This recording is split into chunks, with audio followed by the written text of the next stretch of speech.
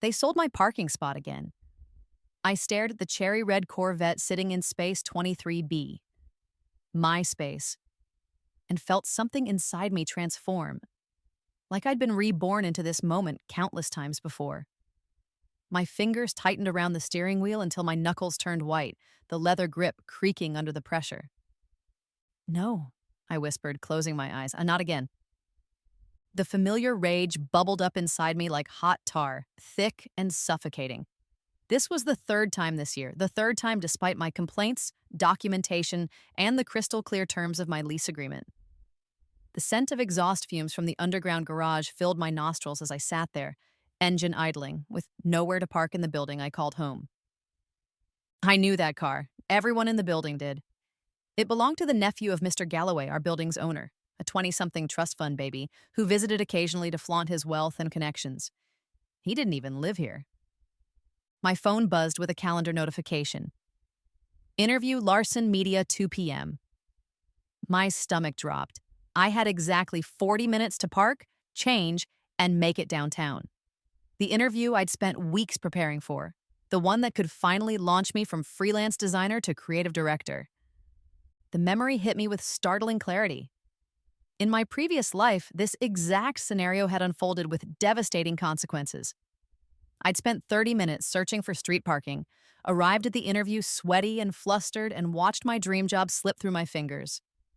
That failure had cascaded into 6 more months of financial struggle, eventually forcing me to give up my apartment entirely. But not this time. This time I remembered everything. I pulled into a guest spot, knowing it would earn me a warning from management, and marched toward the elevator. The fluorescent lights flickered overhead, casting strange shadows as I punched the button for the lobby with more force than necessary. Marcus, our building manager, stood behind the front desk, scrolling through his phone with a bored expression. Everything about him screamed mediocrity disguised as competence, from his discount department store suit to his slicked back hair that never quite managed to cover the thinning spots. "Excuse me," I said, approaching the desk. "Someone's parked in my assigned space again." He glanced up, his expression barely concealing his annoyance. "Good afternoon to you too, Miss Chen." "It's the red Corvette, in my spot, again." Marcus sighed dramatically. "I believe that vehicle belongs to Mr. Galloway's nephew. He's a special guest." "A special guest who's in my contracted parking space," I countered, feeling my pulse quicken. "I have an important meeting and I need my spot, now." "Unfortunately, there's nothing I can do at the moment." He straightened his posture, attempting to project authority. "Mr. Galloway has instructed us to accommodate his nephew whenever he visits. Perhaps you could use street parking just for today." The dismissive smile he gave me sent a surge of déjà vu through my body. I'd seen that exact smile before in my previous life. The one where I'd meekly accepted his non-solution and walked away defeated. As he turned to assist another resident, the overpowering scent of his cologne lingered in the air, a cheap imitation of something expensive that burned my nostrils and left a sickly sweet taste in the back of my throat. In my past life, I'd choked on that smell while swallowing my objections. "This isn't acceptable," I said, my voice eerily calm even to my own ears.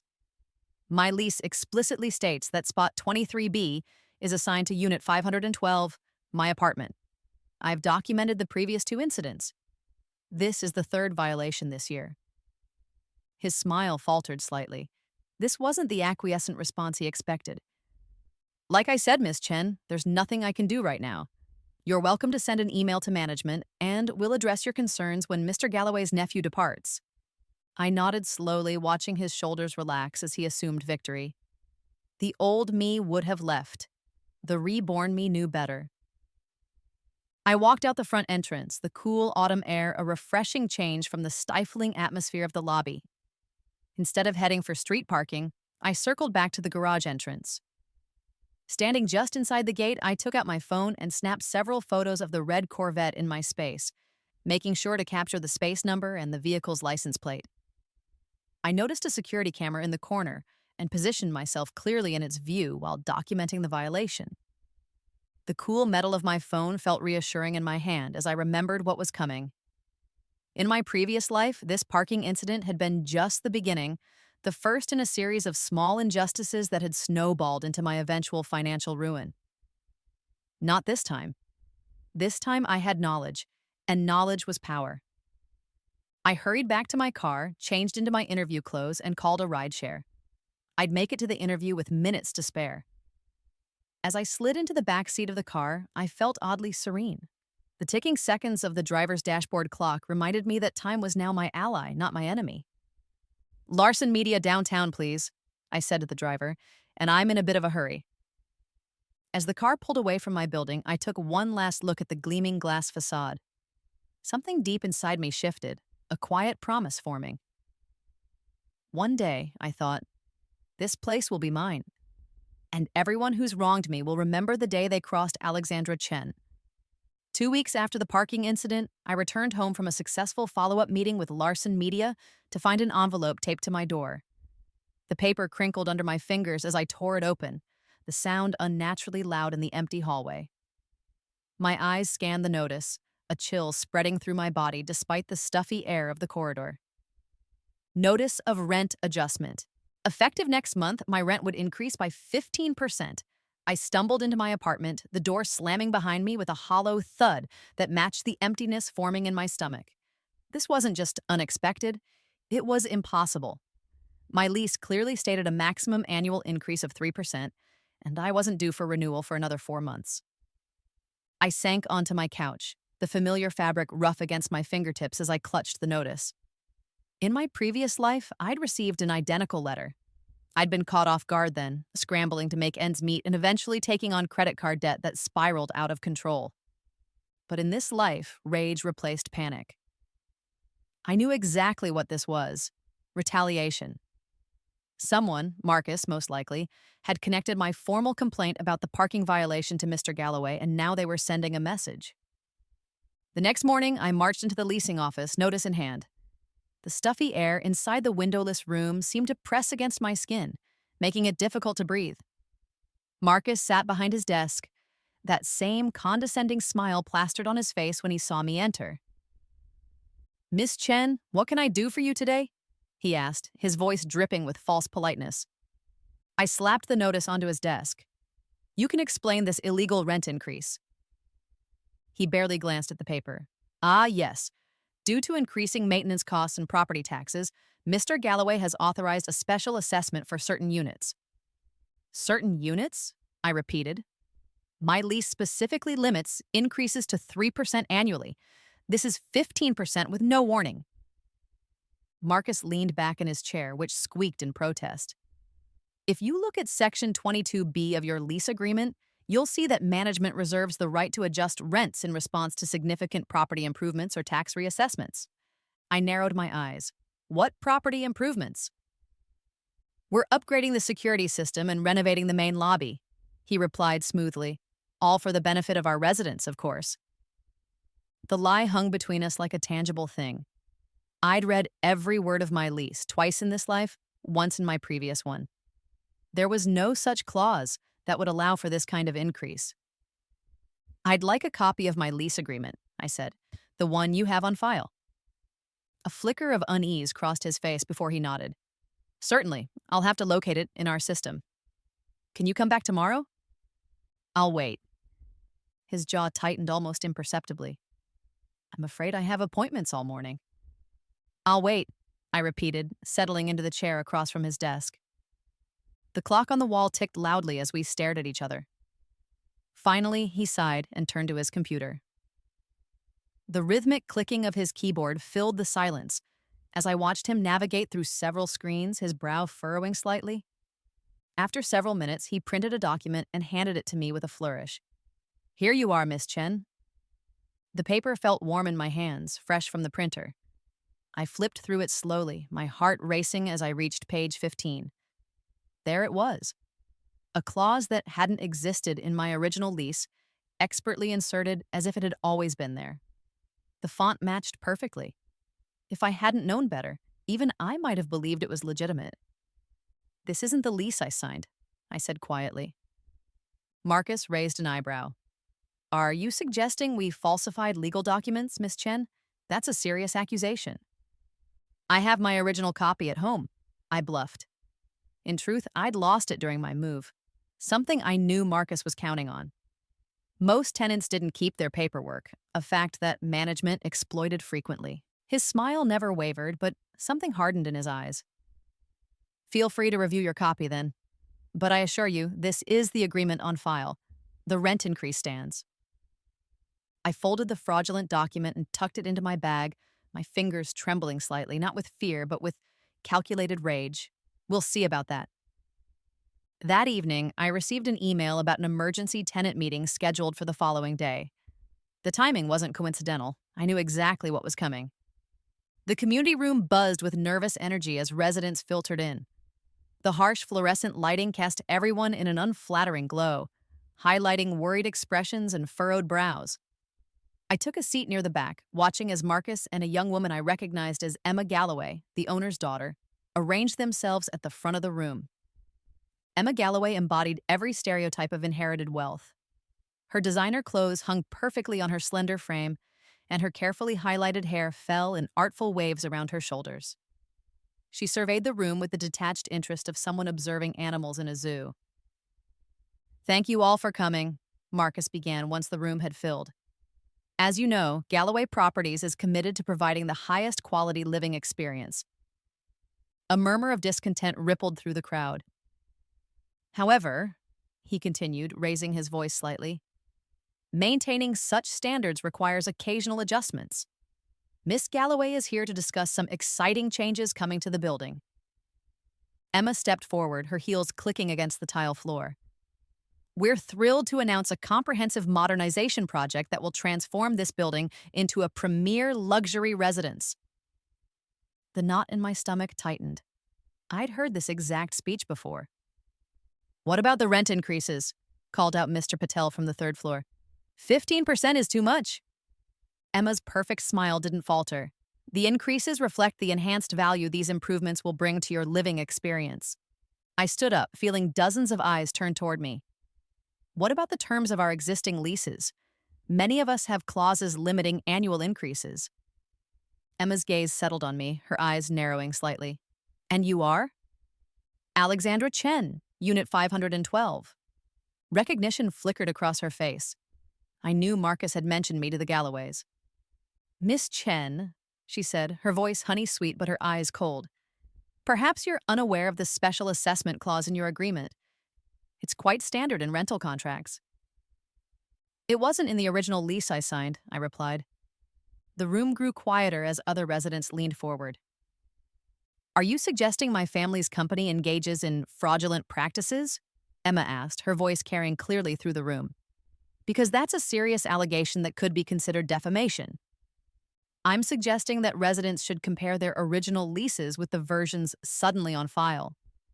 Emma laughed, the sound like glass breaking. "Everyone, Miss Chen here, seems to think she's a legal expert. I assure you, Galloway Properties operates with the utmost integrity. If anyone has concerns about their individual situation, please schedule a private appointment rather than disrupting this informational session." She turned to Marcus. "Perhaps we should continue with the presentation?" As Marcus fumbled with his laptop, Emma glanced back at me, her expression making it clear. I'd just made a powerful enemy. The meeting continued, but I barely heard the details of their luxury upgrades. My mind was racing, calculating. The first of the month was just 10 days away. The rent increase would force many residents to dip into savings or take on debt. Some would have to move. In my previous life, I'd been among them, starting a downward spiral I couldn't escape. After the meeting, I attempted to rally some of the other residents in the lobby, but they drifted away, avoiding eye contact. Fear was a powerful motivator, and the Galloways knew exactly how to wield it. That night, I sat at my kitchen table, the harsh light of my laptop illuminating my determined expression. I pulled up my financial records and began to plan. In my previous life, I'd wasted months fighting a battle I couldn't win with the resources I had. This time would be different. I logged into my investment account, something I hadn't possessed in my previous life, and navigated to a small tech startup called Neurasite. In my past life, I'd watched from the sidelines as this unknown company revolutionized facial recognition technology and saw its stock value increase by 4,000% within 18 months. Now, I had the chance to be part of that growth. The cool plastic of my credit card felt like possibility against my fingertips as I entered the numbers, investing nearly all my savings.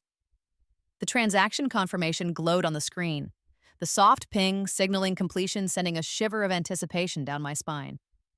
This was my first countermove, quiet, private, and completely invisible to the Galloways. Knowledge from my past life was my secret weapon. While they thought they were breaking me, I was already several moves ahead in a game they didn't even know we were playing. The next day, I noticed a new security camera in the hallway outside my apartment, angled directly at my door. The black dome gleamed under the hallway lights, its small red light blinking steadily like a mechanical heartbeat, another intimidation tactic. I smiled and waved at it as I left for work, projecting the image of someone cowed but trying to make the best of things. Inside, I was already cataloging this as another violation, another piece of evidence for a future they couldn't imagine.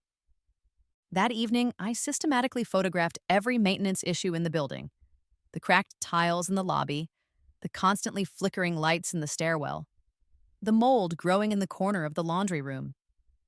I documented the date the elevator inspection had expired, the emergency exit that had been blocked with maintenance equipment for weeks.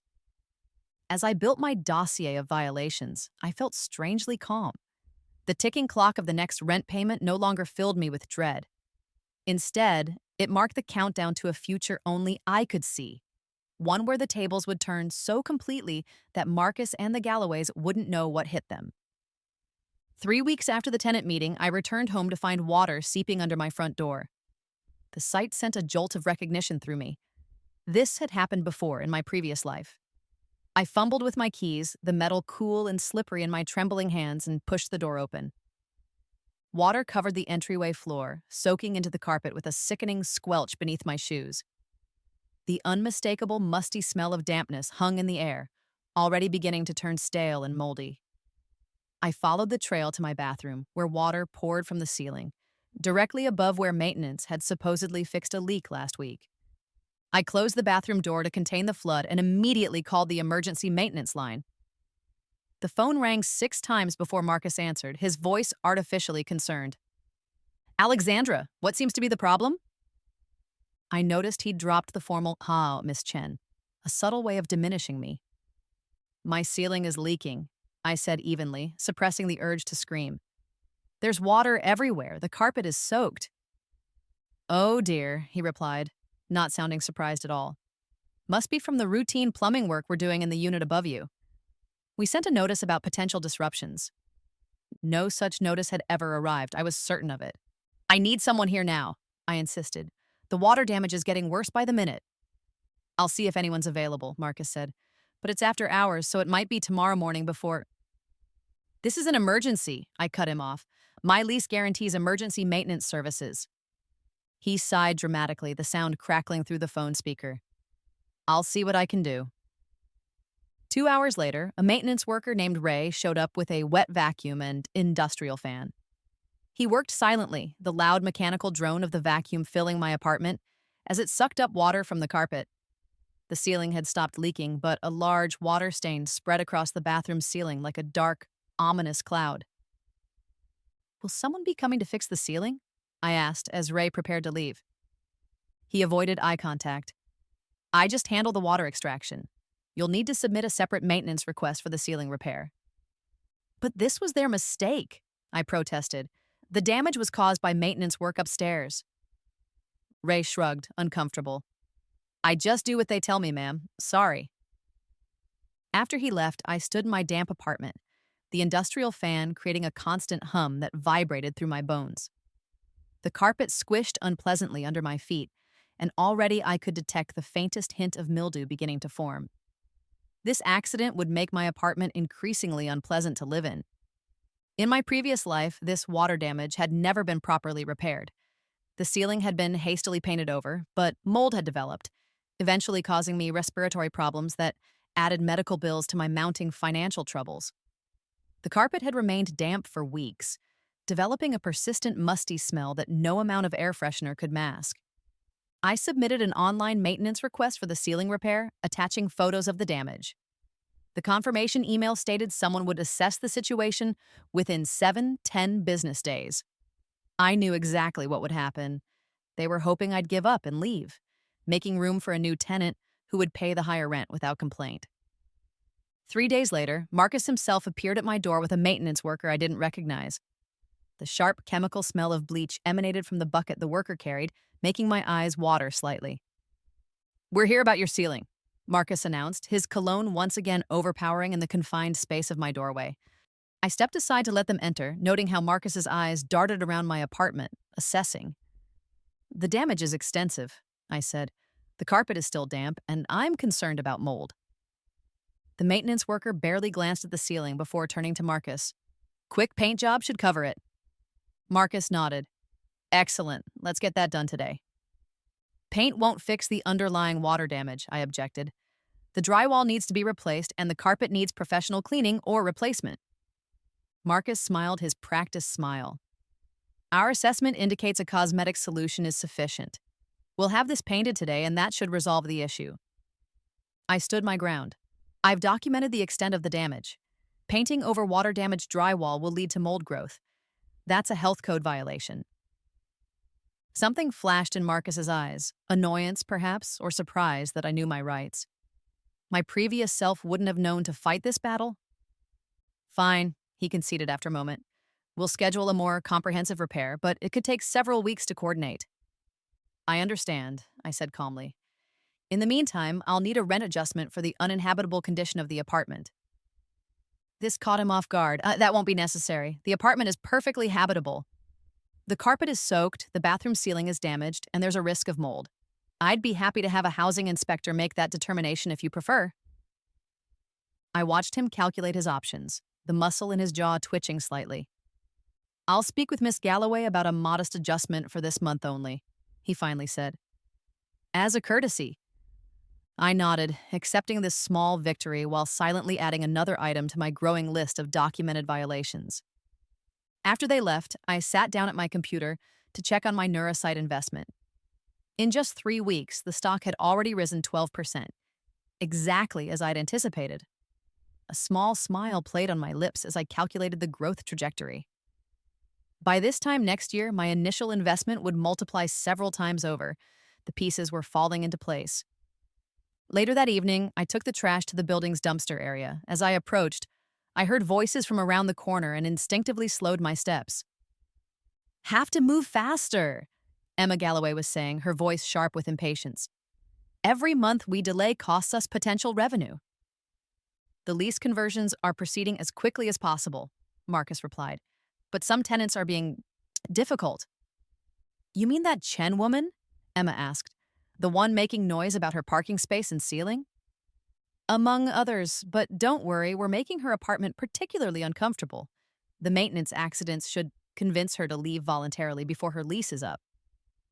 I froze, my heart pounding loudly in my ears as bile rose in my throat. They were deliberately targeting me. "Good," Emma said. "Father wants all the long-term leases converted or eliminated by year-end. The luxury remodel can't proceed with tenants paying below market rates." "What about the elderly couple in 310? They've been here since the building opened." Emma's laugh was cold, cutting through the evening air. "They're the priority. That corner unit has the best views. We could get triple their current rent after renovation." "They're on a fixed income," Marcus said, hesitation evident in his voice. "They won't be able to afford even a small increase." "That's not our problem," Emma snapped. "Business is business. If they can't pay market rate, they can find somewhere more appropriate for their budget." I carefully backed away, then approached again, making deliberate noise with my footsteps. The conversation abruptly stopped as I rounded the corner, trash bag in hand. "Oh," I feigned surprise. "Good evening." Emma's eyes narrowed, her expression calculating as she wondered how much I might have heard. Marcus looked distinctly uncomfortable. "Miss Chen," he acknowledged stiffly. I smiled pleasantly as I disposed of my trash, feeling their eyes on my back. My hands trembled slightly, but not from fear. from controlled fury at their callous plans. The elderly couple they mentioned, the Robertsons, had always been kind to me. Mr. Robertson had helped me carry groceries once when I'd sprained my wrist. That night, I couldn't sleep. The industrial fan continued its relentless drone, but it wasn't the noise keeping me awake. It was the clarity of purpose crystallizing in my mind. This wasn't just about my parking space anymore. It wasn't even about my apartment. The Galloways were systematically forcing out vulnerable residents for profit, destroying a community with no regard for the lives they were upending. In my previous life, I'd been one of those vulnerable residents, forced out, struggling to find new housing with a broken lease on my record. I'd watched the same happen to others, feeling helpless to stop it. But in this life, I had something I hadn't possessed before: foresight and growing financial resources. I opened my laptop, the screen's blue light illuminating my determined expression as I began researching real estate investment groups in the city. The quiet clicking of my keyboard was like a promise. This time, things would end differently. The next morning, I dressed with particular care, selecting a conservative navy suit I'd recently purchased, one that matched the quality of Emma's designer wardrobe. I was no longer playing defense. Today marked the beginning of my counter-strategy. I took a taxi to the downtown financial district, the crisp air energizing as I entered the gleaming office building of Westbrook Financial Partners. My appointment was with Diane Westbrook herself, a shrewd investor known for identifying undervalued properties. "So, Miss Chen," Diane said after I'd presented my proposal, "you believe this property is being deliberately mismanaged to force out long-term tenants before a luxury conversion?" "I have documentation," I replied, sliding a folder across her immaculate desk. The heavy cardstock felt substantial between my fingers, professionally printed evidence I'd compiled over weeks. Diane examined the photos, maintenance records, and copied lease agreements. Her eyes widened slightly at the forged lease clause. "This is concerning," she admitted. "But I'm curious, why come to me? Why not pursue legal action?" I leaned forward, my voice steady. "Legal action would take years and might only result in minor penalties. I'm interested in a more comprehensive solution, which is, I want to buy the building." Diane's eyebrows shot up. "You're not in a financial position to make that kind of purchase." "Not alone," I acknowledged. "But with the right investment partners and my insider knowledge, we could acquire the property before the Galloways complete their conversion. Based on my research, they're over-leveraged and would likely accept a premium offer rather than risk delays in their renovation timeline." "And what would you do with the building if we helped you acquire it?" she asked, studying me carefully. "Maintain it properly, honor existing leases, make reasonable upgrades that don't price out current residents." I paused. "And make a healthy profit by eliminating the waste and mismanagement currently dragging down the property's value." Diane tapped her manicured nails against the folder, considering. "You have insider knowledge but limited capital. What exactly are you bringing to this partnership?" "I have growing investments that will mature significantly over the next 6 months," I said confidently. "And I know exactly when and how to approach the Galloways, information that could save you millions in negotiation." What I didn't tell her was that my neurosite investment was already outperforming market projections, or that I'd identified 3 other technology investments from my past life that would multiply my capital exponentially in the coming months. After a lengthy discussion of financial projections and potential returns, Diane nodded slowly. "This is unorthodox, but intriguing. Let me present this to my partners. No promises, but we might have something to work with here." As I left her office, I felt the weight of the building keys in my pocket. Not the current keys, but the ones I would one day hold as owner. The metal pressed against my thigh with each step, a tangible reminder of my quiet power move that Marcus and the Galloways would never see coming. 6 months passed in a carefully orchestrated dance of patience and preparation. My ceiling had been repaired with the bare minimum effort, a patch job that already showed signs of water damage from subsequent leaks. The carpet in my apartment never fully dried, developing dark spots of mold that brought a persistent musty smell, like wet newspaper left too long in the rain. I documented everything meticulously, building my case while pretending to be merely annoyed rather than strategic. My investments, meanwhile, had performed exactly as I'd anticipated. Neurosite announced a revolutionary security algorithm that major tech companies scrambled to license, sending their stocks soaring. I sold my shares at precisely the right moment, reinvesting the profits in two other companies I knew would soon announce breakthrough technologies. My financial portfolio grew exponentially, just as it had failed to do in my previous life when I lacked the foreknowledge to make these moves. On a crisp Saturday evening, I found myself at Eloise's, an exclusive restaurant downtown where securing a reservation typically required weeks of advanced planning. The soft amber lighting created an atmosphere of intimate luxury, while the gentle clinking of fine crystal and the hushed murmur of important conversations filled the air. The rich aroma of truffle and aged wine wafted through the space, making my mouth water in anticipation. I wore a designer dress I could never have afforded in my previous life, the silk cool and smooth against my skin. My hair was styled in an elegant updo, and the diamond studs in my ears, small but flawless, caught the light with every movement. I looked like I belonged among the city's elite, which was precisely the point.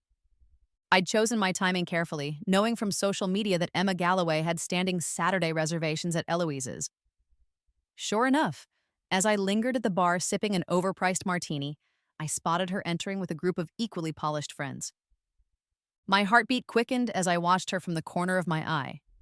She moved with the entitled confidence of someone who had never questioned her place in the world. Her laugh carried across the room, the same cold, cutting sound I'd heard that night by the dumpsters when she dismissed the struggles of elderly tenants. I gave her time to settle at her table and order drinks before making my move. With deliberate casualness, I walked a path that would take me past her table toward the restrooms. As I approached, I paused, as if suddenly recognizing her. Emma Galloway? She looked up, her expression shifting from annoyance at the interruption to confusion, as she tried to place me. The expensive perfume she wore, something French and exclusive, mixed with the scent of the restaurant's signature bread, creating an oddly dissonant combination. "I'm sorry," she said, her eyes scanning my designer dress and carefully styled appearance. "Do I know you?" I smiled warmly. "Alexandra Chen from Westbrook Tower." I used the building's official name rather than just calling it the apartment building, subtly establishing myself as someone who understood real estate terminology. Recognition flickered across her face, quickly replaced by surprise as she took in my transformed appearance. The Alexandra Chen she remembered had been a troublesome tenant in modest clothing, not this polished woman in Louboutin. "Oh, of course," she recovered smoothly. "How are you enjoying the building improvements?" "They're certainly ongoing," I replied diplomatically, noting how her friends were now studying me with curious interest. "I actually wanted to thank you. Those maintenance issues in my unit inspired me to explore investment properties myself. Sometimes challenges lead to unexpected opportunities." Emma's perfectly shaped eyebrows rose slightly. "Investment properties? How interesting." I could see her reassessing me, trying to determine if I was merely pretending to have entered her socio-economic circle. "Just small ventures so far," I said modestly, though I recently joined a partnership with Westbrook Financial. Diane sends her regards, by the way. The name drop had its intended effect. Diane Westbrook was well known in their circles as a serious player in commercial real estate. Emma's expression shifted again, this time to cautious respect. "That's impressive," she conceded. "Perhaps you should join us for a drink." I checked my watch, an understated but expensive timepiece that hadn't gone unnoticed. "I'm actually meeting my own party shortly, but I'd love to catch up properly sometime. Real estate development has become something of a passion." I handed her my new business card, heavy cardstock with a subtle embossed logo. The crisp edge pressed against my fingertips as I transferred it to her manicured hand. "Of course," she said, examining the card with poorly concealed interest. "We should definitely connect." I smiled again and continued toward the restroom, feeling her eyes on my back. The encounter had been brief but effective. I'd planted the seed. Emma would mention me to her father, perhaps do some research. They'd discover my connection to Westbrook Financial was real, but they wouldn't yet understand my intentions toward their building. When I returned from the restroom, I joined my actual dinner companions, Diane Westbrook and two of her senior partners. Our table was positioned with a clear view of Emma's group, allowing her to see that my claims weren't empty talk. The territorial display wasn't subtle, but it didn't need to be. Real estate development was a power game, and I was letting Emma know I had entered the arena. Was that successful? Diane asked quietly as I took my seat. Perfectly, I replied, unfolding my napkin. She'll be making some calls tonight. Diane nodded approvingly. She'd initially been skeptical of my approach, but as my investments had grown and my insights into local development opportunities proved valuable, she'd become a genuine ally. The dinner conversation turned to our actual purpose, finalizing the structure of the investment vehicle we would use to approach Galloway properties. As we discussed cap rates and financing terms, I felt a tickle of satisfaction each time I caught Emma glancing our way. The clicking of her acrylic nails against her phone screen told me she was already searching for information about me. The pieces of my plan were falling into place with a precision that thrilled me. The careful cultivation of a new identity as a serious investor, backed by actual capital and legitimate connections. 2 weeks later, subtle changes began appearing around the building. The lobby directory was updated with a small, under new management notice in the corner. The maintenance staff wore new uniforms with a different company logo. The security guard at the front desk was replaced with someone unfamiliar who asked for ID before allowing visitors to enter. Whispers spread among the residents. Who's buying the building? What happens to our leases? Will the rent go up again? The palpable anxiety in the elevator and hallways reminded me of my previous life, when I'd been on the other side of this uncertainty. Marcus appeared increasingly frazzled, his once pristine dress shirts showing wrinkles, his cologne applied more heavily as if to mask the scent of his growing desperation. I watched him hurrying through the lobby one morning, phone pressed to his ear, voice tight with barely controlled panic. Yes, Mr. Galloway, I understand, but they haven't disclosed. He paused, wincing at whatever was being shouted from the other end. Yes, sir, I'm doing everything I can to get information. I smiled to myself as I collected my mail, the crisp envelope sliding against my fingers. The Galloways were scrambling, just as I'd predicted. They'd leveraged themselves heavily for their planned luxury renovation, counting on forcing out long-term tenants like me. Now, with an unknown entity acquiring the building, their financial calculations were in jeopardy. In my apartment, I unsealed a thick envelope from Westbrook Financial, the sound of tearing paper oddly satisfying. Inside was the partnership agreement making me a minority owner in the acquisition entity.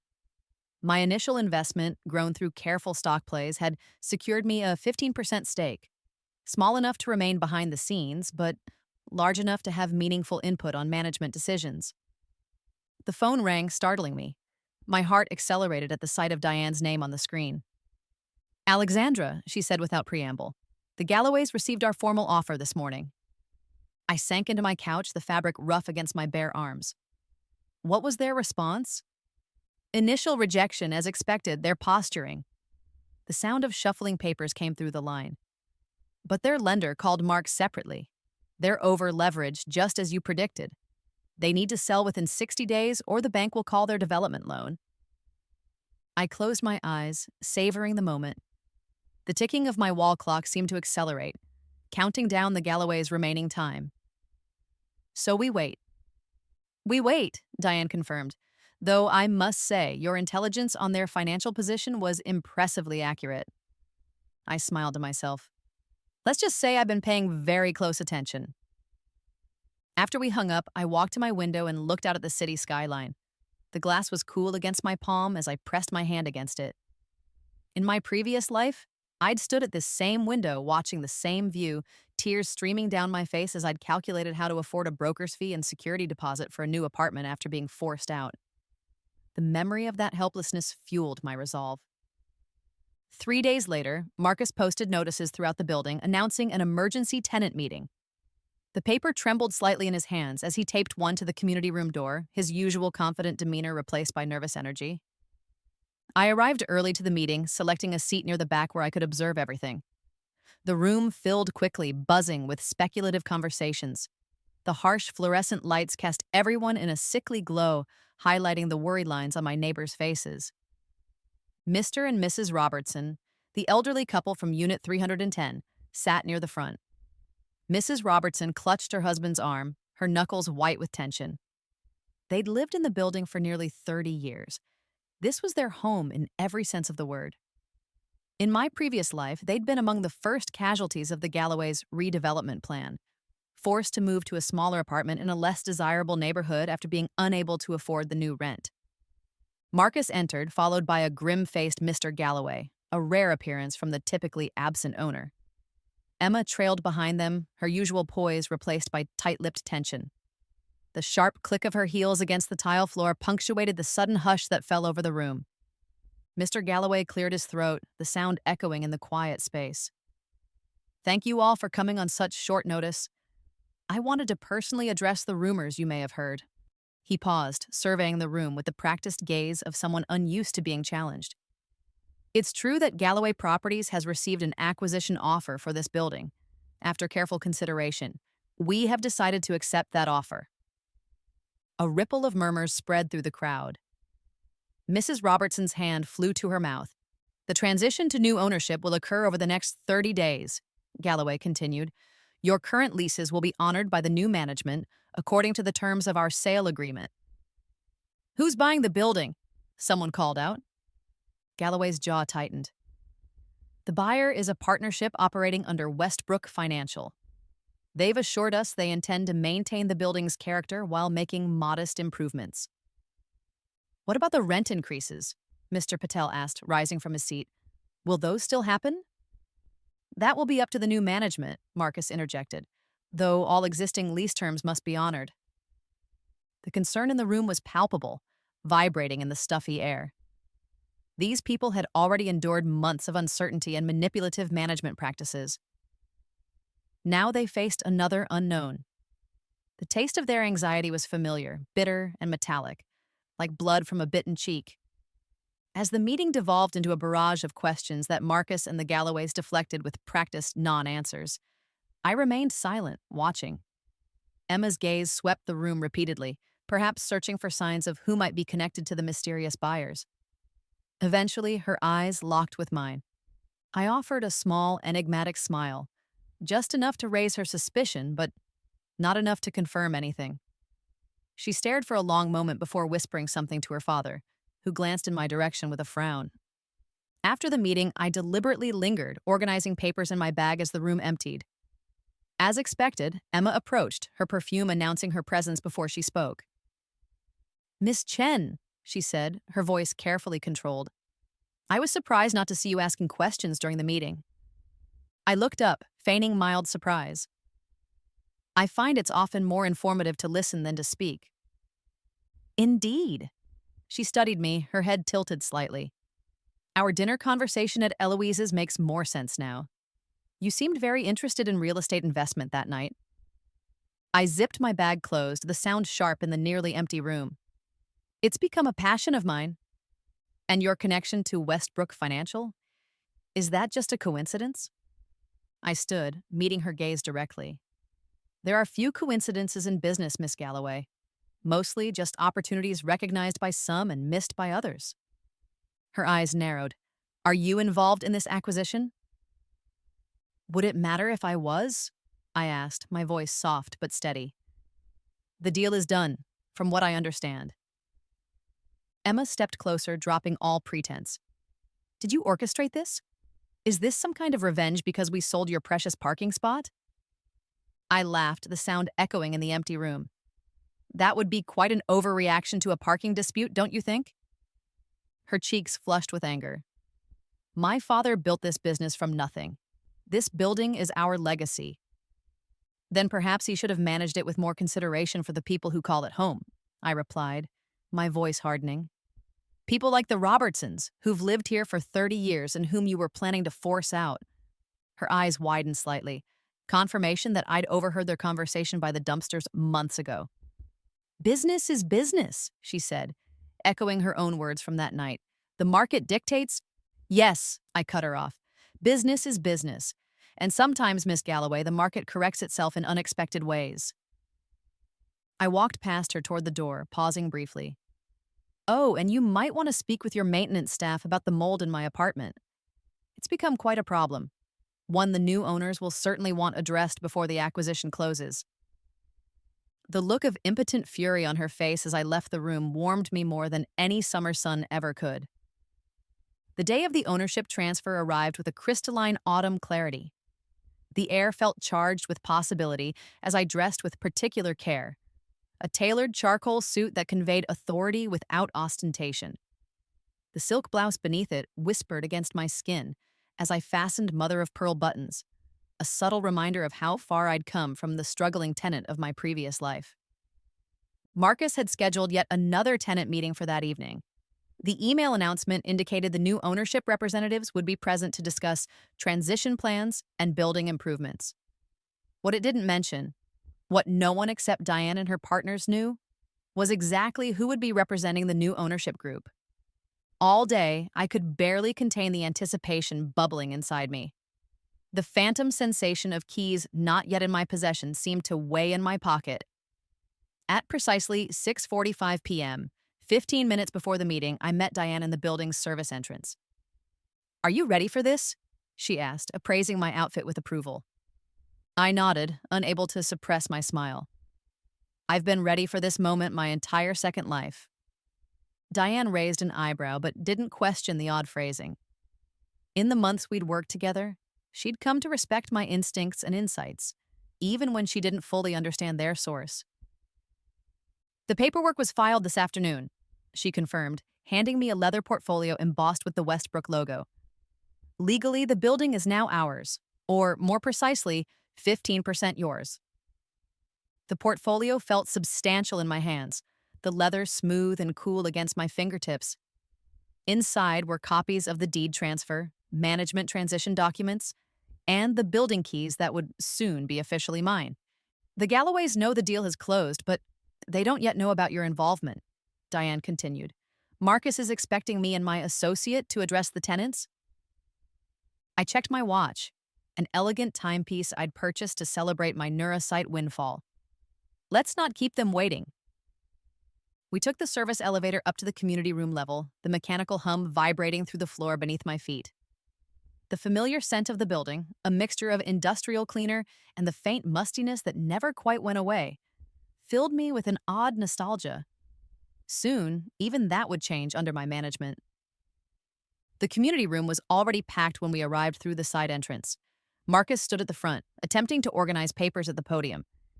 Emma and her father sat rigidly in chairs to the side, their postures betraying their displeasure at this forced transition. Neither had spotted us yet. "Good evening, everyone," Marcus began, his voice strained as he tried to project his usual authority. "As you know, ownership of the building has officially transferred today to a partnership managed by Westbrook Financial. I'd like to introduce Miss Diane Westbrook, who will outline the transition plans." Diane moved forward confidently, her presence commanding immediate attention. "Thank you, Marcus. Yes, as of 4 p.m. today, the building formerly known as Galloway Tower is now Westbrook Tower, owned by a partnership of investors committed to ethical property management and community preservation." The room remained silent, residents watching warily. They'd heard promises before. "I'll be overseeing the transition period," Diane continued, "but day-to-day management will be handled by my partner, who has a personal investment in this building's success." She turned toward me, extending her hand in invitation. "I'd like to introduce our managing partner for this property." The sharp click of my heels against the floor seemed to echo in the sudden silence as I walked to the front of the room. The stunned expressions on the faces of Marcus, Emma, and Mr. Galloway sent a thrill of satisfaction through me. "Good evening," I said, my voice clear and steady. "For those who don't know me, my name is Alexandra Chen. I'm a resident of Unit 512, and as of today, I'm also one of the owners of this building." The collective gasp that filled the room was everything I'd imagined it would be. Marcus's mouth literally fell open, his carefully maintained facade of competence crumbling visibly. Emma half rose from her chair, her face contorted with disbelief. "This is absurd," Mr. Galloway sputtered, standing abruptly. "She's a tenant, not a real estate investor." Diane smiled coolly. "Miss Chen is both, Mr. Galloway. She holds a significant equity stake in the ownership entity and brings valuable perspective as someone intimately familiar with the building's management history. I surveyed the room, meeting the bewildered gazes of my fellow residents, neighbors who had suffered under the Galloways' neglect just as I had. I want to assure everyone that your existing leases will be honored in full, I said. Additionally, all pending maintenance issues will be addressed within the next 2 weeks, starting with the most serious health and safety concerns. Mrs. Robertson raised a trembling hand. What about the rent increases? We can't afford what they were asking. I smiled gently at her.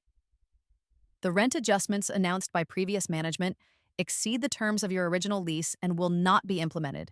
Your rent will return to the contracted amount, with only the standard annual adjustment as specified in your original agreement. The relief that washed over her face made all the months of planning worthwhile. Around the room, I could see similar expressions as the implications sank in. These weren't just tenants. They were a community, one I'd been part of in 2 lifetimes. This is outrageous, Emma interjected, stepping forward. You orchestrated this entire thing. You manipulated the situation. I turned to her calmly. Actually, Miss Galloway, I simply recognized an opportunity. A mismanaged property with significant unrealized value. Isn't that the essence of real estate investment? The stunned silence of the Galloways was punctuated by the first tentative applause from the back of the room. It spread gradually until most of the residents were clapping, their faces showing the first genuine hope I'd seen in months.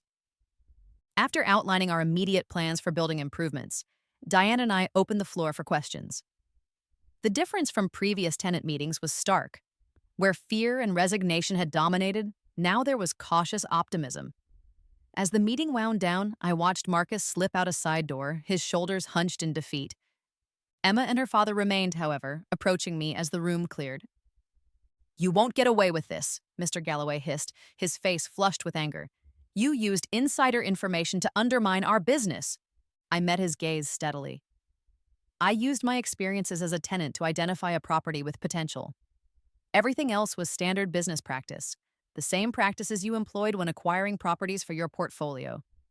Emma stepped closer, her perfume failing to mask the scent of her fury. This was never about business for you. This was personal. Perhaps, I acknowledged. But then, the best business decisions often are personal.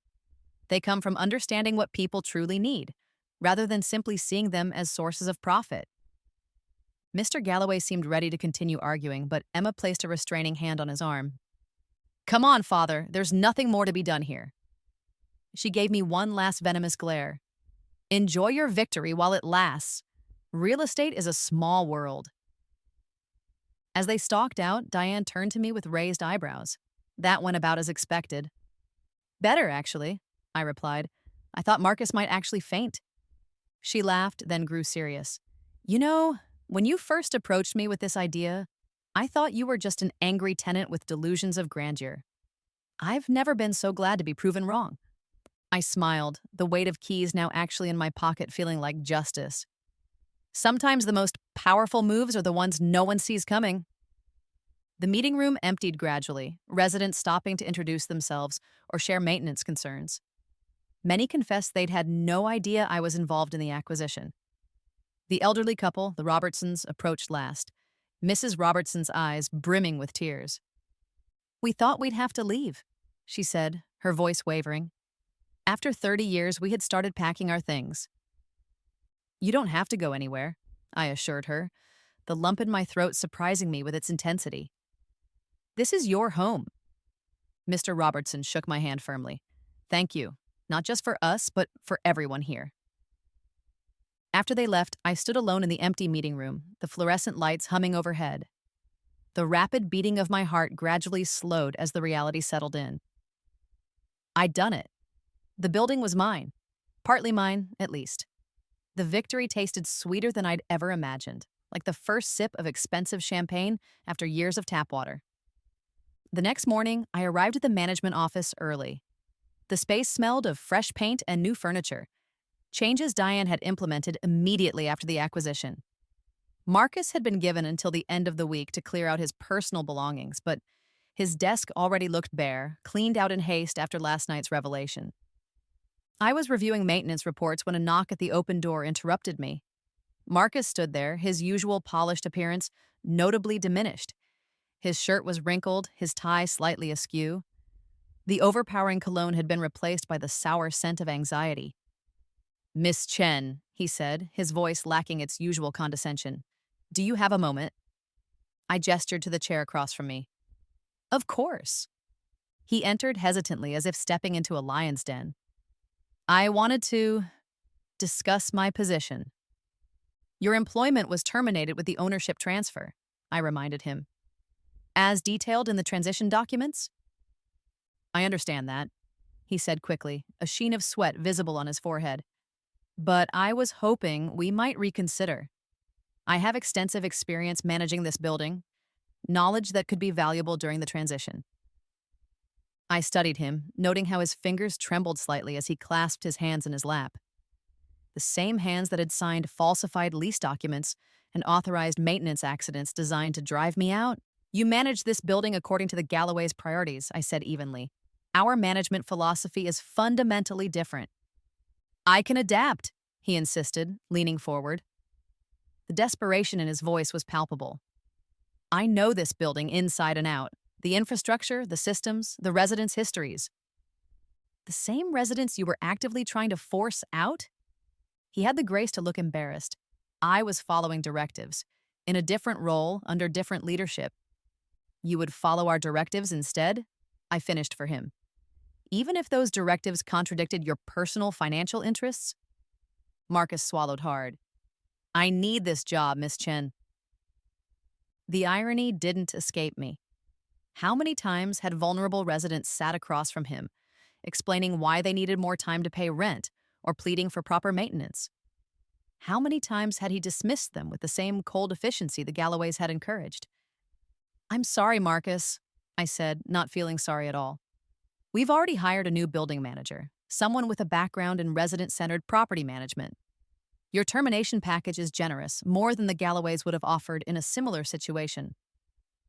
I slid an envelope across the desk to him. The crisp paper made a soft sound against the polished wood. "Inside, you'll find your final paycheck, severance, and a reference letter for future employment opportunities, one that focuses on your administrative skills rather than your approach to tenant relations." His jaw tightened as he took the envelope, his fingers pressing into the paper hard enough to crease it.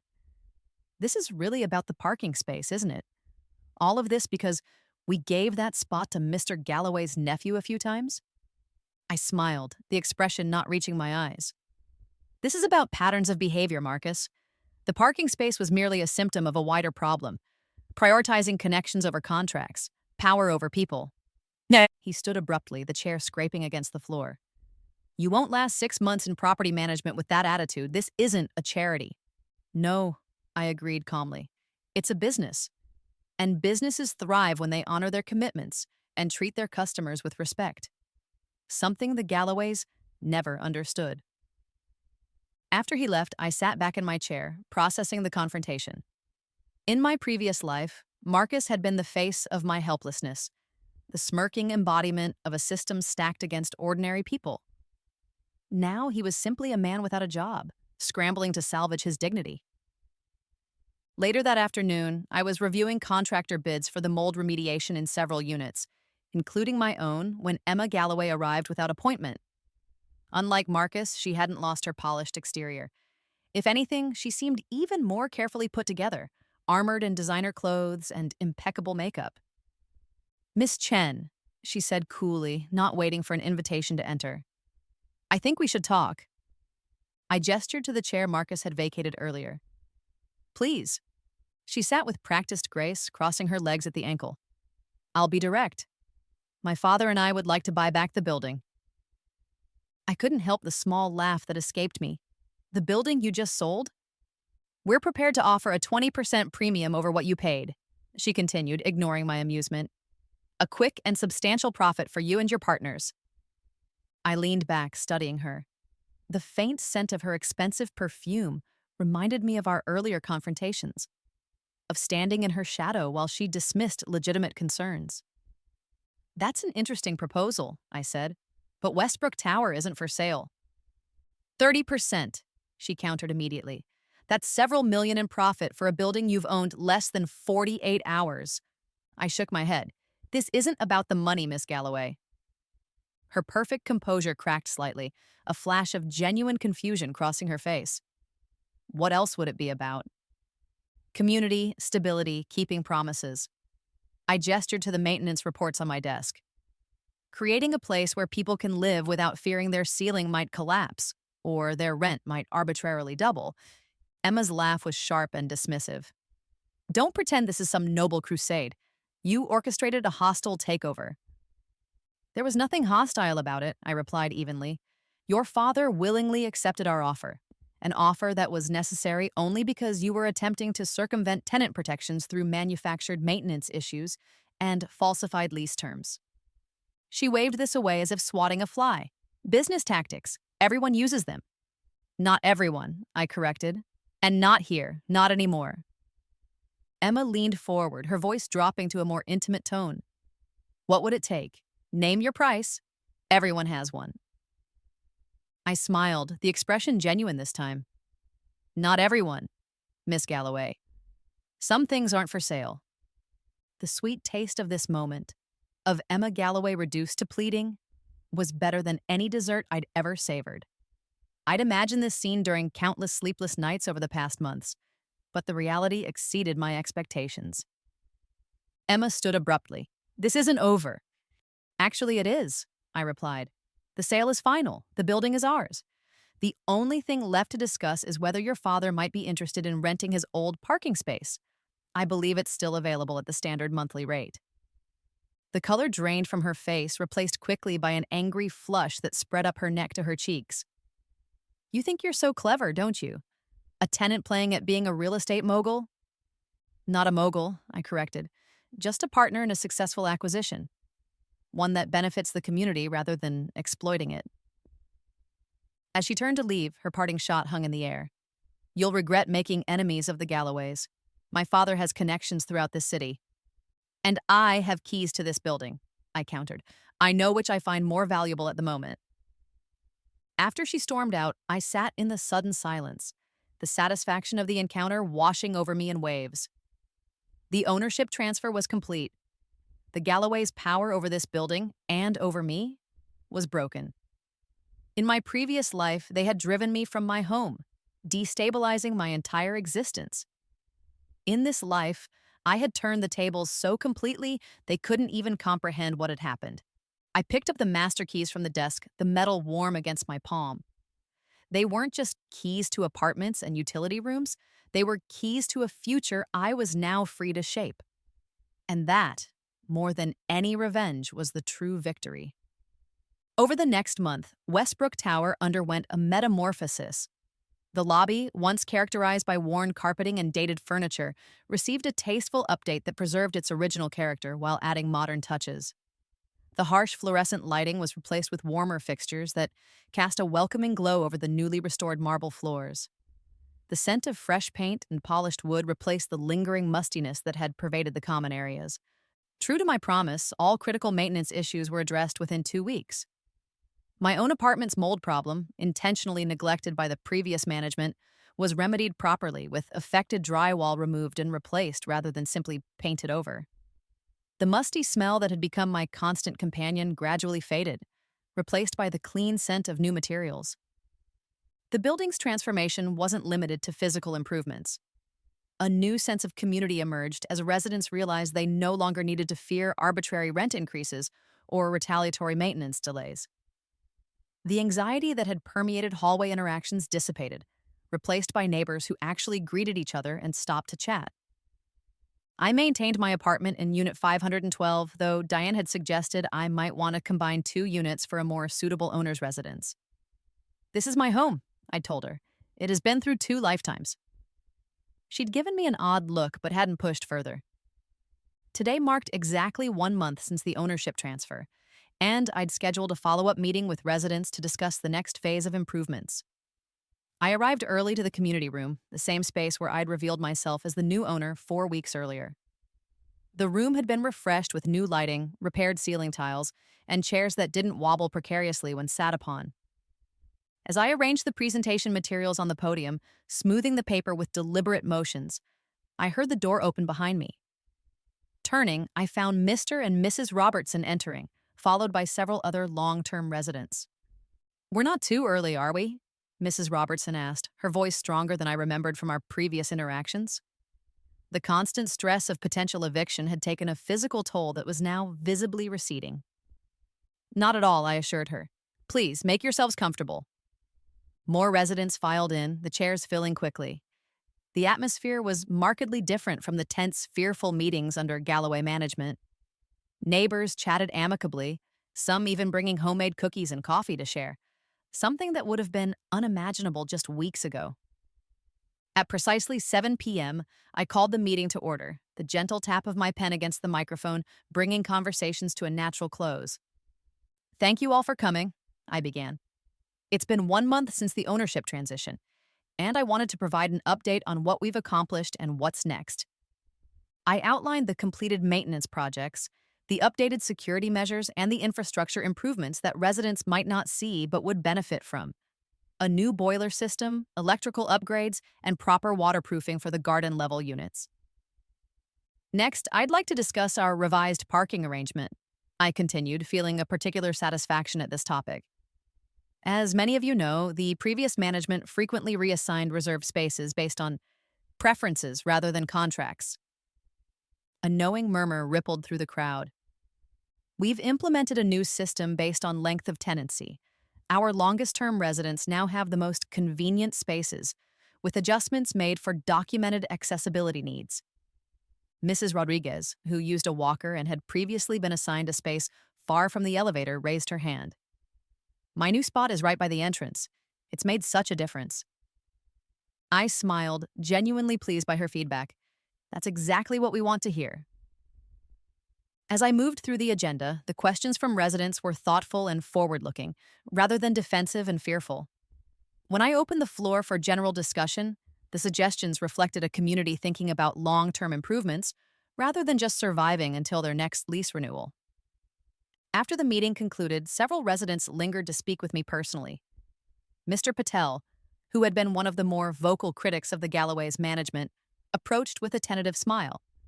"Miss Chen, the changes you've made, they're not what we expected." "What did you expect?" I asked curiously. He shrugged, slight embarrassment showing on his face. "When buildings change hands, it usually means higher rents, fewer services. We thought the Westbrook name meant luxury redevelopment, pricing us all out eventually." "That was the Galloway's plan," I acknowledged, "not ours." "Why the difference?" he pressed. "Business is business, as they like to say." I considered my answer carefully, the memory of my previous life informing my response.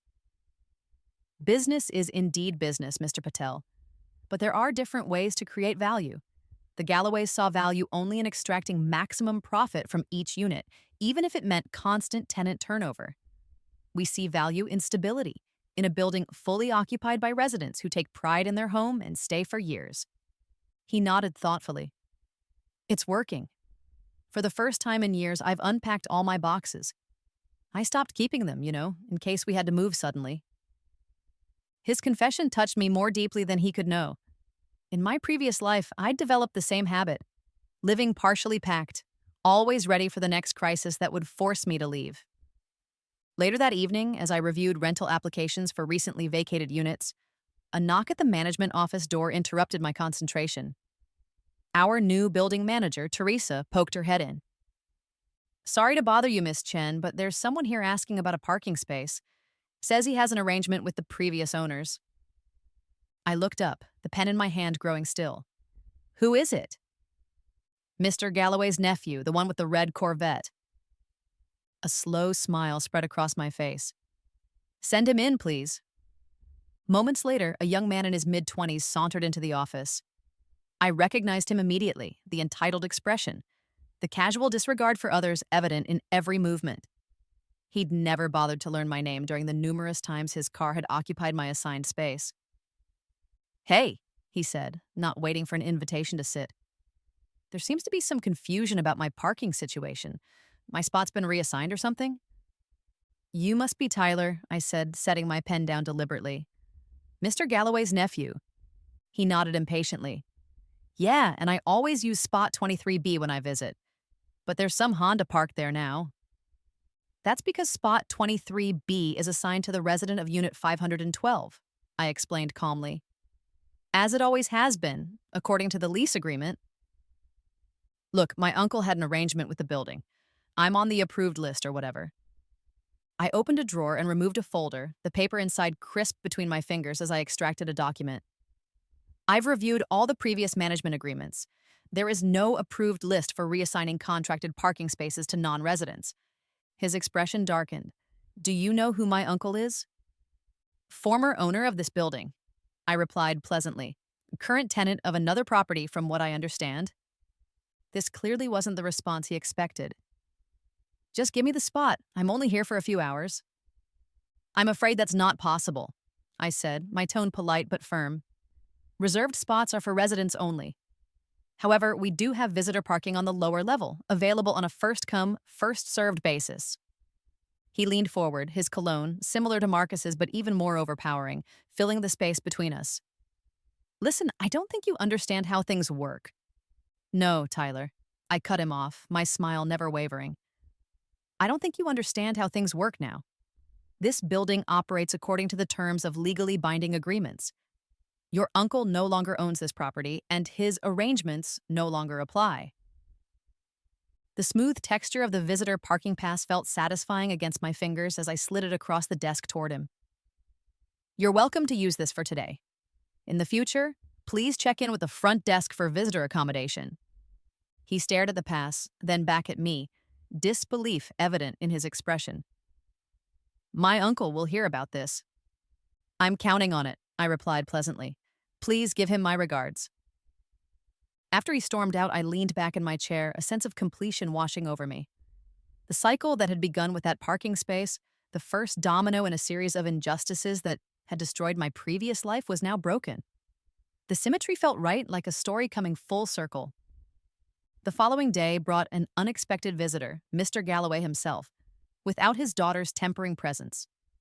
He entered the management office without knocking, his face flushed with indignation. You humiliated my nephew, he began without preamble. His voice elevated enough that I was certain Teresa could hear every word from her desk outside. I remained seated, my posture relaxed. I offered him visitor parking, which is our policy for all non-residents.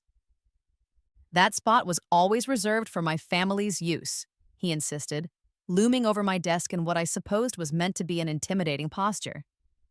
Not according to any legal agreement, I replied evenly. The space was contractually assigned to Unit 512 in every lease signed by your company. His hands gripped the edge of my desk, knuckles whitening with pressure.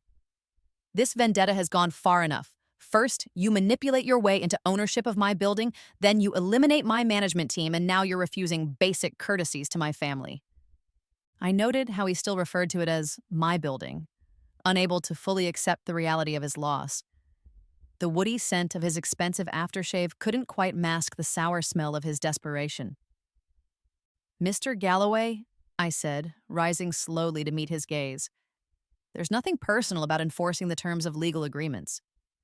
Your nephew has no contractual right to that parking space, just as you had no right to arbitrarily increase rents beyond the terms of tenant leases. His face reddened further. Is that what this is about? You orchestrated a multi-million-dollar real estate acquisition because of a parking dispute and a standard market adjustment? This is about patterns of behavior, I replied calmly. Your company consistently prioritized profit over people, connections over contracts. That approach created vulnerability, a business opportunity for investors with a different vision. He scoffed, but I noticed the uncertain flicker in his eyes. And what exactly do you want now? Is this the part where you name your price to end this charade? There is no price, Mr. Galloway. No charade to end. I gestured to the office around us. This is simply business now. The ethical, sustainable management of a residential property. Everyone has a price, he insisted, echoing his daughter's words from weeks earlier. What's yours? The parking space? I'll trade you that spot in perpetuity for the building, back at a fair market value. The absurdity of his offer, trading a single parking space for an entire building, would have been amusing if it didn't so perfectly encapsulate his worldview. To him, everything could be bought, traded, or manipulated. It was simply a matter of leverage. "The space is already mine, Mr. Galloway," I reminded him. "As is the building. There's nothing to trade." He straightened, adjustment his suit jacket with a sharp tug. "You think you've won, don't you? A nobody tenant playing developer." "I'm not playing at anything," I replied. "The deed transfer is complete, the financing secure. Your options are limited to accepting reality or continuing to waste your time and mine with these visits." After he left, his heavy footsteps echoing down the hallway, I sank back into my chair. The confrontation had been satisfying, yet I found myself wondering if this cycle of revenge and retribution would ever truly feel complete. The Galloways had been dethroned, their power over this building and its residents broken, but something still felt unfinished. That evening, I walked through the building, taking note of the improvements already in progress. The hallway carpets were being replaced, the walls freshly painted in warm, welcoming tones. The harsh fluorescent lighting had been swapped for softer fixtures that cast a gentle glow rather than the institutional harshness from before. As I passed the Robertsons' door, it opened to reveal Mrs. Robertson with a plate of freshly baked cookies. The sweet, buttery aroma instantly transported me back to childhood visits to my grandmother's house. "Alexandra, I was just coming to find you," she said, her face brightening. "Walter and I wanted to thank you properly for everything you've done." I accepted the plate, the warmth seeping through to my fingers. "This is so thoughtful, but really not necessary." "It is to us," she insisted. "Do you know what we did yesterday? We hung pictures. For the first time in 2 years. I tilted my head questioningly. "We stopped decorating when the rent increases started," she explained. "We were always half-packed, you see. Ready to go when we couldn't afford it anymore." Her eyes grew misty. "But yesterday, Walter got out the hammer and we hung every single picture. We're home again." The simple statement hit me with unexpected force. In my focused pursuit of justice against the Galloways, I'd almost lost sight of what truly mattered. Not the revenge itself, but the restoration it enabled. These weren't just tenants, they were neighbors. A community that deserved stability and respect. "I'm glad," I said, my voice thick with emotion. "That's exactly what we wanted." After thanking her again for the cookies, I continued my rounds, seeing the building with fresh eyes. This wasn't just about righting the wrongs done to me in another lifetime. It was about creating something better for everyone who called these walls home. The next morning, I received an email notification of a certified letter awaiting signature. The heavy envelope crinkled as I signed for it, the paper thick and expensive beneath my fingers. Inside was a formal offer from Galloway Properties. Their third attempt to buy back the building, this time with a 40% premium over our purchase price. The letter concluded with a handwritten note from Emma. "As a show of good faith, we're prepared to include permanent rights to your parking space, #23B, with a legal covenant ensuring it remains assigned to you regardless of future ownership changes." I couldn't help but laugh at their persistence, and their continued failure to understand that this had evolved far beyond a dispute over a parking space. The letter found its way into my shredder, the mechanical whirring as it was reduced to strips oddly satisfying. Later that week, as I supervised the installation of the new security system in the lobby, I spotted a familiar red Corvette circling the building. Tyler Galloway, apparently still unwilling to accept the new reality, pulled into the fire lane and strode toward the entrance, keys dangling conspicuously from his hand. I met him in the lobby, blocking his path to the elevator. The new lighting cast flattering shadows across the restored marble floor, highlighting the tasteful updates that had transformed the space. "Mr. Galloway," I greeted him, "are you here to visit a resident?" He smirked, jangling his keys. "Just using my parking spot?" "You don't have a parking spot here," I reminded him. "As I explained earlier this week, resident spaces are for residents only." He held up a key fob, one that I recognized as the old building access system we'd just replaced. "My uncle gave me this. It's always worked before." "The security system has been upgraded," I informed him. "Old fobs no longer function. And as I mentioned, visitor parking is available on the lower level, provided you're visiting a specific resident who can authorize your access." His face clouded. "My uncle owns this place. You can't keep me out." Your uncle sold this place, I corrected him. And yes, as the current owner, I absolutely can implement security measures that prevent unauthorized access. The security guard approached, alerted by our conversation. Everything okay here, Miss Chen? Mr. Galloway was just leaving, I said, not breaking eye contact with Tyler. Unless he'd like to register as a visitor to a specific apartment? The standoff lasted only moments before Tyler backed down, muttering under his breath as he turned toward the exit.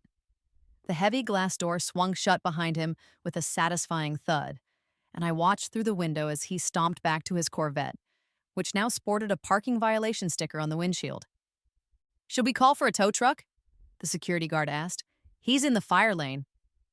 I considered it briefly, the temptation to further enforce the consequences of the Galloway's entitlement strong. But something had shifted in me, a recognition that continuing this cycle of retribution would eventually make me indistinguishable from those I'd sought justice against. Give him 5 minutes, I decided. If he hasn't moved by then yes, follow the standard protocol. As I watched Tyler angrily scraping at the violation sticker, I felt an unexpected sense of closure. The parking space that had started this entire journey, through 2 lifetimes, no longer held the emotional power it once had. It was just a space now, governed by fair rules applied equally to everyone. That evening, as I sat in my newly renovated apartment, I reflected on the path that had led me here. The mold was gone, the carpet replaced, the air fresh and clean. Outside my window, the city lights twinkled against the darkening sky, the same view I'd gazed at in despair during my previous life. My phone buzzed with a text from Diane. Final budget projections approved, green light for Phase 2 improvements. Congratulations on a successful first month. I smiled, setting the phone aside. The revenge that had initially motivated me had transformed into something more meaningful, a vision for what ethical property management could look like. The Galloways had seen tenants as revenue streams to be maximized. I saw them as a community to be nurtured. Perhaps that was the true rebirth, not just returning with knowledge from a previous life, but evolving beyond the narrow focus of vengeance to create something genuinely better. 1 year after the acquisition of Westbrook Tower, I stood on my balcony, morning coffee in hand, surveying the transformed courtyard below. The once neglected space had been reimagined as a community garden, with raised beds where residents grew vegetables and flowers. Small tables dotted the perimeter, creating spaces for neighbors to gather and converse. The sweet aroma of fresh pastries wafted up from the Tenant cafe we'd opened on the ground floor, mixing with the earthy scent of newly planted herbs. The building itself had undergone a comprehensive renovation, but unlike the Galloway's planned luxury conversion, we'd focused on infrastructure, efficiency, and quality of life. New windows had reduced energy costs for all residents. Updated plumbing had eliminated the chronic leaks that had plagued certain tiers of apartments. The lobby now featured a comfortable seating area where neighbors lingered and chatted, rather than hurrying past each other. Most importantly, we'd kept our promise, honoring existing leases and limiting rent increases to the originally contracted terms. When units did turn over naturally, we priced the renovated apartments at the high end of the market rate, creating a financial model that satisfied both investors and residents. My coffee cup was warm against my palms as I leaned against the railing, observing the community I'd helped preserve and strengthen. The ceramic felt smooth and substantial, grounding me in this moment of quiet satisfaction. In my previous life, I'd been drinking instant coffee from chipped mugs at this point, struggling to make ends meet after being forced from this very building. A knock at my door interrupted my reflection. I found Mrs. Robertson standing in the hallway, a small potted plant in her hands. "Good morning, Alexandra," she said cheerfully. "I brought you a housewarming gift, though I suppose it's more of a building warming at this point." I accepted the plant, its leaves vibrant and glossy in the morning light. "It's beautiful, thank you." "It's a peace lily," she explained. "They're excellent for improving air quality. I thought it might be symbolic of the changes you've made here." The simple sentiment touched me deeply. "That's very thoughtful. Would you like to come in for coffee?" She shook her head. "Not today, dear. Walter and I are hosting the community breakfast downstairs. You'll join us, won't you?" "I wouldn't miss it," I promised. After she left, I placed the peace lily on my windowsill where it would catch the morning sun. The white flowers seemed to glow against the green leaves, an apt symbol indeed for the transformation that had taken place. Downstairs, the community room buzzed with activity. Tables had been arranged in a large circle, covered with colorful cloths and loaded with potluck breakfast items. The Robertsons had organized these monthly gatherings, which had quickly become a building tradition. Residents from all floors mingled, sharing food and conversation. Mr. Patel waved me over to where he stood with a group of neighbors I recognized from various floors. Miss Chen, we were just discussing the new laundry facilities. What a difference they've made. Please, after a year, I think you can all call me Alexandra, I reminded them, accepting a plate of fresh fruit from Mrs. Rodriguez. We were also talking about the rent stabilization proposal the city council is considering, added Miss Wilson from the fourth floor. Do you think it has a chance of passing? I hope so, I replied honestly. It would provide important protections for tenants in buildings without responsive ownership. Like we had before you took over, Mr. Roberts chimed in. Remember how we used to hide maintenance issues because we were afraid reporting them would lead to retaliation? Nods circulated through the group, along with murmurs of agreement. These shared memories of the Galloway era had become part of the building's collective history, challenges overcome together that strengthened the community bonds. Speaking of changes, Miss Wilson said, lowering her voice slightly, did you hear what happened to Marcus? I shook my head, genuinely curious. After his termination, I deliberately avoided keeping tabs on the former building manager, focusing instead on healing the damage his management approach had caused. He's working at the Grand Plaza Hotel downtown, she continued, as a valet parker, of all things. My sister stayed there last week and recognized him. The irony was impossible to miss. The man who had weaponized parking assignments as a form of control was now parking other people's cars for a living. In my previous life, I might have found this poetic justice deeply satisfying. Now I felt a more complex emotion, acknowledgement of the symmetry without the need to derive pleasure from another's downfall. Life takes unexpected turns for all of us, I said simply. After breakfast, I decided to walk the few blocks to the office I now shared with Diane and our expanding property management team. The crisp autumn air felt invigorating against my skin, carrying the scent of fallen leaves and possibility. The same streets I'd once walked in despair now felt like a path forward. As I approached the Grand Plaza Hotel that Miss Wilson had mentioned, I slowed my pace, curiosity getting the better of me. The circular driveway was busy with arriving guests and departing cars, valets in maroon uniforms rushing to accommodate the flow. And there he was, Marcus, opening the door of a luxury sedan for an elderly couple. His uniform was immaculate, his manner deferential. Without his desk to hide behind or the Galloway's authority to wield, he seemed smaller somehow, less imposing. The couple handed him their keys, and I watched as he carefully recorded the information before driving their car toward the parking structure. I continued past, unnoticed by my former adversary. There was no need to announce my presence or remind him of our shared history. His current circumstances weren't my doing. They were simply the natural consequence of his choices and the skills he'd cultivated. He'd been excellent at enforcing top-down authority, but had never developed the ability to build genuine relationships or solve problems collaboratively, limitations that would follow him to any workplace. At the next corner, I paused at a crosswalk, waiting for the light to change. A red Corvette pulled up to the intersection, and for a moment, I thought it might be Tyler Galloway's. Instead, an unfamiliar woman was behind the wheel, talking animatedly on her phone. The car that had once symbolized everything wrong with the Galloway management style was just a car now.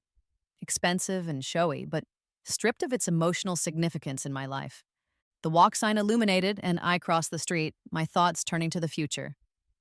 Our property management company had expanded beyond Westbrook Tower, acquiring 2 more buildings in neighborhoods facing similar pressures from luxury developers. In each case, we'd implemented our model of ethical management, preserving affordable units while selectively upgrading others, creating economically diverse communities rather than exclusive enclaves.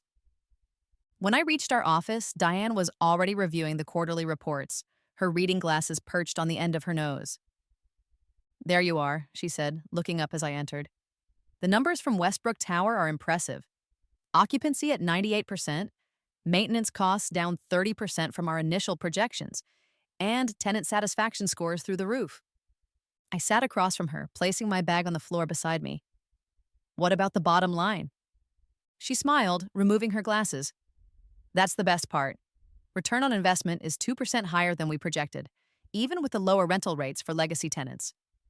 Turns out, not having to constantly clean and renovate apartments for new tenants saves significant operating costs. Which is what we've been saying all along, I noted. Stability benefits everyone. The Galloways never understood that, Diane said, shuffling the papers into a neat stack. And speaking of our friends the Galloways, have you seen the news? She slid a business journal across the desk. A small article near the back detailed how Galloway Properties had been forced to sell 2 more buildings after failing to secure financing for their planned luxury conversions. The economic model they'd built, leveraging properties to fund increasingly ambitious projects, had collapsed once lenders began questioning their management practices and tenant relations history. I can't say I'm surprised, I admitted, scanning the article. Their approach was fundamentally unsustainable. True, Diane agreed, but I wonder if they've learned anything from the experience. Later that afternoon, I decided to take a detour on my way home, passing by the building that had been Galloway Properties headquarters. The signage had been removed, the windows dark. According to the article, they'd downsized to a much smaller office in a less prestigious location after their setbacks. I felt no triumph at this sight, only a quiet acknowledgement that actions have consequences. Businesses that exploit eventually collapse, and the wheel of fortune continues turning for everyone. When I returned to Westbrook Tower, I took a moment to appreciate the transformation of the entrance. The landscaping had been completely redesigned, with native plants that required less water and provided habitat for pollinators. The building's name was displayed in elegant, understated lettering rather than the ostentatious gold-plated sign the Galloways had installed. As I entered the parking garage, my headlights illuminated the neat rows of vehicles in their assigned spaces. I pulled into spot 23B, my space, as it had always been according to my lease. The personalized parking sign identifying it as reserved for Unit 512 gleamed under the improved garage lighting. Running my fingers along the sign, I felt the raised lettering, a small detail that symbolized respect for agreements and promised stability. This space, which had sparked an entire journey through 2 lifetimes, was now just one small element in a much larger story of transformation. As I headed toward the elevator, I noticed a familiar figure approaching from a car that had just entered the garage, Mr. Galloway himself, looking older and more subdued than when I'd last seen him. He hesitated when he spotted me, clearly surprised by the encounter. "Miss Chen," he acknowledged stiffly. "Mr. Galloway," I returned, "are you visiting someone in the building?" He nodded, the motion jerky and uncomfortable. "My sister moved in last month, apartment 310. I recognized the number immediately, the Robertsons' former apartment, which had become available when they downsized to a smaller unit on the same floor after Walter's mobility issues made the larger space impractical. "I see," I replied. "Mrs. Norwood is your sister? She's been a wonderful addition to the community." He seemed surprised by this information. "She says the building is different now, better maintained than when I owned it." The admission clearly cost him something to verbalize. His gaze drifted to the parking sign behind me, spot 23B, the space that had started everything. "We have an excellent maintenance team," I said simply, "and a management philosophy that prioritizes longevity over short-term profit." He shifted uncomfortably. "Yes, well, Elizabeth seems happy here." An awkward silence stretched between us, filled with the unspoken history we shared. Finally, he cleared his throat. "I should go up. She's expecting me." I nodded. "Of course, the elevators are more reliable now. You won't have to wait long." As he walked away, I noticed something I hadn't initially seen. The slight stoop to his shoulders, the careful way he moved. The past year had aged him, the collapse of his business empire exacting a physical toll. I felt no pity, exactly, but perhaps a muted recognition of shared humanity. He had been ruthless in pursuit of profit. I had been equally determined in my pursuit of justice. We had both shaped this building's story, for better and worse. Back in my apartment, I made dinner and settled in for a quiet evening at home. The piece Lily Mrs. Robertson had given me caught the last rays of sunset through my window, its white flowers glowing against dark green leaves. The plant embodied everything we'd accomplished: cleaner air, new growth, transformation. I'd come full circle, from frustrated tenant to property owner, from victim of circumstance to architect of change. The journey that had begun with a sold parking spot had evolved into something I couldn't have imagined in either lifetime, not just revenge achieved, but a community preserved and strengthened. Outside my window, the courtyard lights illuminated residents enjoying the evening together. From my vantage point, I could see Mrs. Norwood, Mr. Galloway's sister, joining a group gathered around one of the tables, welcomed immediately into their conversation. Even here, in this small way, healing and connection continued. My phone chimed with a text from Diane. City Council passed the rent stabilization measure, celebration dinner tomorrow. I smiled as I replied with my agreement.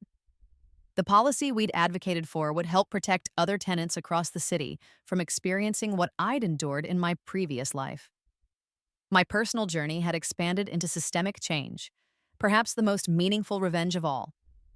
As I prepared for bed, I thought about the red Corvette that had once occupied my parking space, the falsified lease documents, the deliberately neglected maintenance issues, all weapons once used against me by those who saw housing as merely a profit center rather than people's homes. In my previous life, these injustices had destroyed me. In this one, they had motivated me to build something better, not just for myself, but for everyone who called this building home. I'd used my foreknowledge not only for personal gain, but to protect an entire community. The next morning, I drove to work, easily finding my reserved spot in the garage.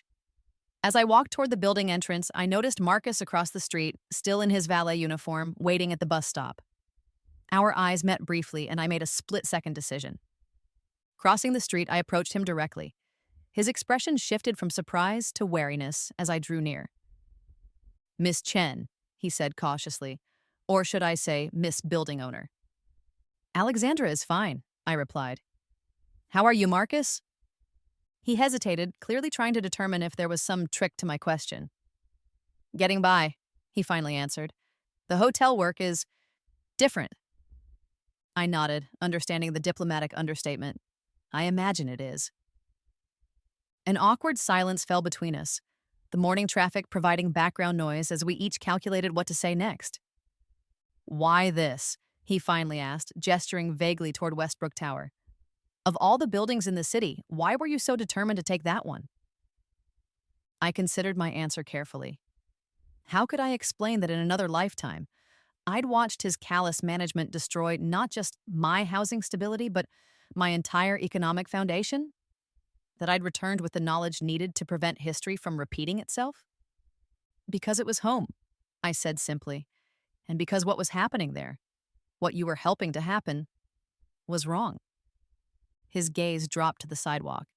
"It was just business." "No," I corrected him gently. "Homes are never just business.